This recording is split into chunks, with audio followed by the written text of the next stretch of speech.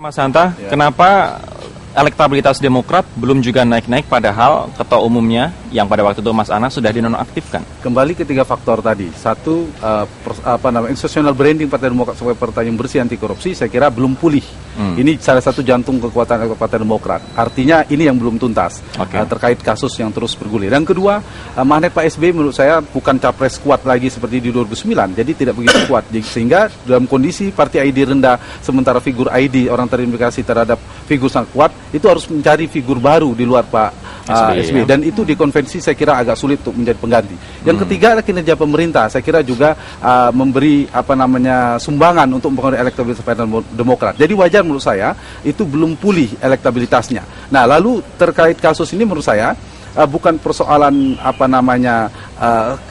dugaan saya kita akan sulit mendapatkan kesimpulan bahwa ini sepenuhnya hukum, lalu opini publik ternyata terbukti. Lalu ini peristiwa politik juga agak sulit, bisa jadi hukum akan terbukti, tetapi juga peristiwa politiknya memang terlalu kental. Jadi ingin saya katakan ketika saya dengan Mas Alex misalnya dalam kontestasi politik, bisa jadi ada salah satu memang saya bermasalah, tetapi ada yang saling mendorong. Pertanyaannya, ada yang mengintervensi, ada tidak yang terintervensi. Itu yang perlu dibuktikan. Mas Rik, kemudian apa yang akan dilakukan selanjutnya pasca penahanan Anas? Apakah kemudian PPI dan loyalis Anas akan fokus pada hukum atau lebih ke politik lagi kemudian melihat adanya intervensi-intervensi ini?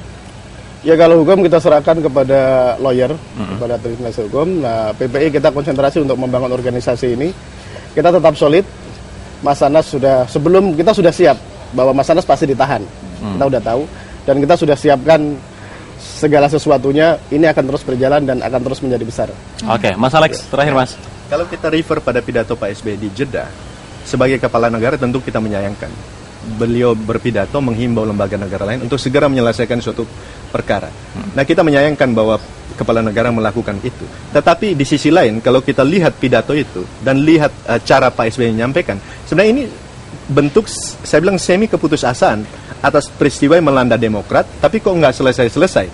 Ini sebenarnya menunjukkan bahwa Pak SBY either tidak mengintervensi KPK atau dia sebenarnya nggak mampu mengintervensi. Jadi kemudian mencurahkan perasaan dia kepada publik bahwa tolonglah KPK segera perjelas ada atau tidak perkara korupsi. Tetapi saran saya kepada tim Mas Anas, konsentrasi pada kasus hukum, buktikan di pengadilan bahwa tidak ada perkara korupsi yang dilakukan oleh Mas Anas, sehingga dia bisa kembali pulih sebagai seorang ini bukan merupakan politik. Intervensi dari Presiden, begitu yang Anda melihat? Menurut saya tidak berhasil terintervensi KPK. Terima kasih Bapak-Bapak atas waktunya dan juga atas keterangannya pagi hari ini.